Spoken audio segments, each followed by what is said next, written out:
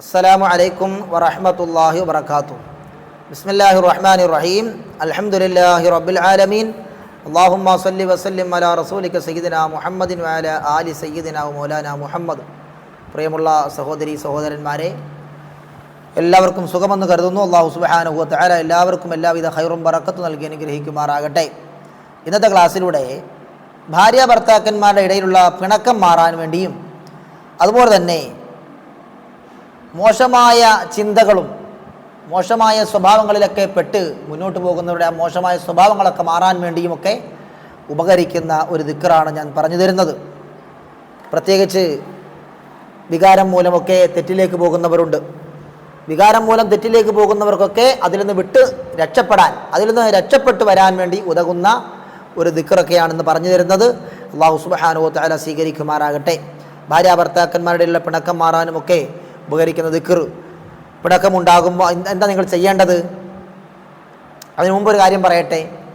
ഒരുപാട് ഈ സഹോദരന്മാർ ഇങ്ങനെയുള്ള കുടുംബത്തിലെ വിഷയങ്ങൾ, ഭാര്യ ഭർത്താക്കന്മാരുടെ സ്വരച്ചേർച്ചയില്ലായ്മ, അവർ തമ്മിൽ അടുപ്പമില്ലായ്മ, അവരുടെ തമ്മിൽ ഒരു സ്നേഹവുമില്ല, ഇണക്കമില്ല, പിണക്കമാണ്, എന്നും വഴക്കാണ് എന്നൊക്കെ പറഞ്ഞിട്ട് മെസ്സേജ് അയക്കാറുണ്ട്. നിങ്ങൾ പരസ്പരം പരമാവധി നിങ്ങൾ തന്നെ നിയന്ത്രിച്ച് പരമാവധി വഴക്കില്ലാതെ മുന്നോട്ട് പോകാൻ ശ്രമിക്കണം.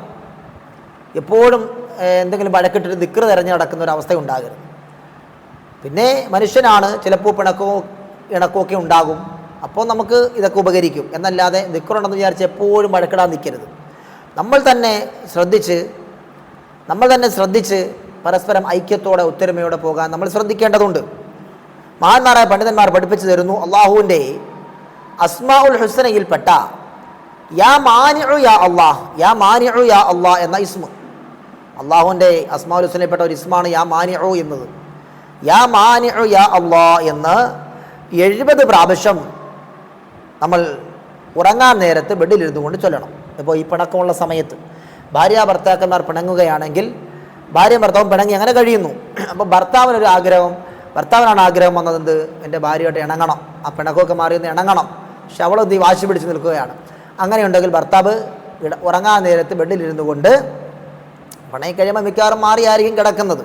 അപ്പോൾ ബെഡിലിരുന്നു കൊണ്ട് യാ മാനിഉ യാ അല്ലാഹ്, യാ മാനിഉ യാ അല്ലാഹ് എന്ന് 70 പ്രാവശ്യം ഈ നിയത്ത് വെച്ചുകൊണ്ട്, എൻ്റെ ഭാര്യയുടെ പിണക്കമൊക്കെ മാറി ഞങ്ങൾ ഐക്യത്തിലാകണം, ഇണക്കത്തിലാകണം എന്ന് നിയത്ത് വെച്ചുകൊണ്ട് 70 പ്രാവശ്യം യാ മാനിഉ യാ അല്ലാഹ്, യാ മാനിഉ യാ അല്ലാഹ് എന്ന് ചൊല്ലിയിട്ട് ദുആ രക്കുക. ഇനി ഭാര്യയ്ക്കാണെന്ത് ആഗ്രഹം, ഇണങ്ങണം, തമ്മിൽ പിണങ്ങിപ്പോയി, ഭർത്താവ് പിണങ്ങി നടക്കുകയാണ്. അപ്പം ഭർത്താവ് ഇണങ്ങാൻ ചെന്നിട്ട് അദ്ദേഹം വാശി പിടിച്ച് നിൽക്കുകയാണ്.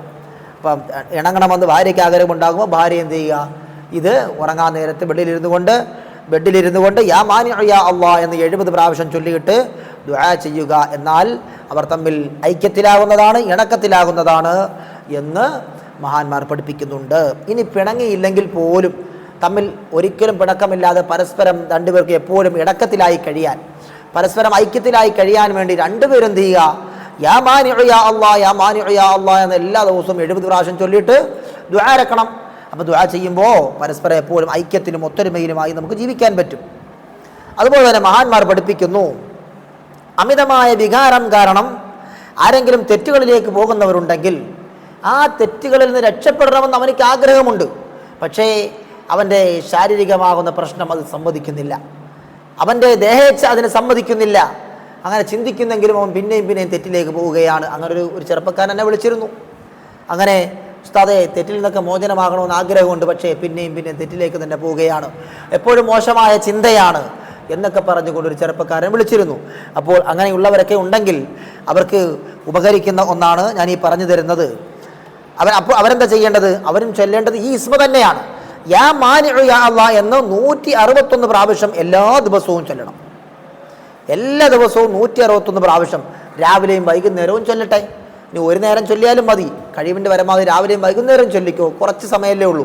161 പ്രാവശ്യം യാ മാനിഉ യാ അല്ലാഹ്, യാ മാനിഉ യാ അല്ലാഹ്, യാ മാനിഉ യാ അല്ലാഹ് എന്ന് 161 പ്രാവശ്യം രാവിലെ ചൊല്ലിയിട്ട് ദുആ രക്കുക.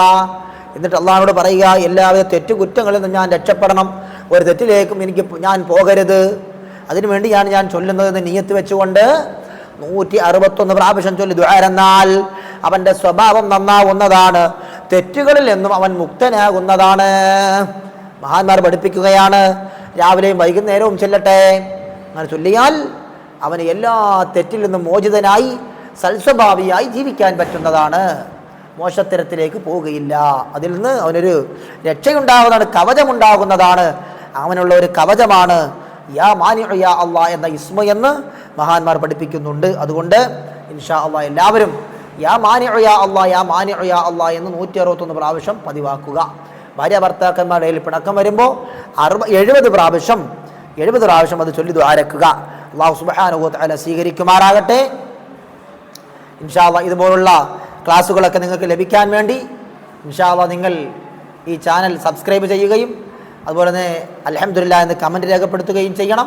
മറ്റുള്ളവരിലേക്കൊക്കെ നിങ്ങൾ ഷെയർ ചെയ്ത് കൊടുക്കണം. നമ്മുടെ ചാനലിലുള്ള ഓരോ ക്ലാസ്സുകളും മറ്റുള്ളവരിലേക്ക് ഷെയർ ചെയ്ത് കൊടുക്കണം. കുടുംബ ഗ്രൂപ്പുകളിലും സുഹൃത്തുക്കൾക്കൊക്കെ നിങ്ങൾ ഷെയർ ചെയ്ത് കൊടുക്കണമെന്ന് ഓർമ്മപ്പെടുത്തുന്നു. അതുപോലെ നിങ്ങളുടെയൊക്കെ ദുആയിൽ എന്നെയും എൻ്റെ കുടുംബത്തെയും നിങ്ങൾ ഉൾപ്പെടുത്തണം. നിങ്ങളുടെ ദുആയിൽ എപ്പോഴും ഉണ്ടാകണമെന്ന് ഓർമ്മപ്പെടുത്തുകയാണ്. അതുപോലെ നമ്മുടെ കുടുംബത്തിൽ നിന്നൊക്കെ ഒരുപാട് പേര് മരണപ്പെട്ടു പോയിട്ടുണ്ട്. അല്ലാഹു സുബ്ഹാനഹു വ തആല അവർക്കെല്ലാവർക്കും മഗ്ഫിറത്തും മർഹമത്തും നൽകി അനുഗ്രഹിക്കുമാറാകട്ടെ. എൻ്റെ മരണപ്പെട്ടു പോയ പ്രിയപ്പെട്ട പിതാവിന് വേണ്ടി നിങ്ങളൊക്കെ ദുആ ചെയ്യണമെന്ന് വസിയത്ത് ചെയ്യുന്നു. അസ്സലാമു അലൈക്കും വറഹ്മത്തുള്ളാഹി വബറകാതുഹു.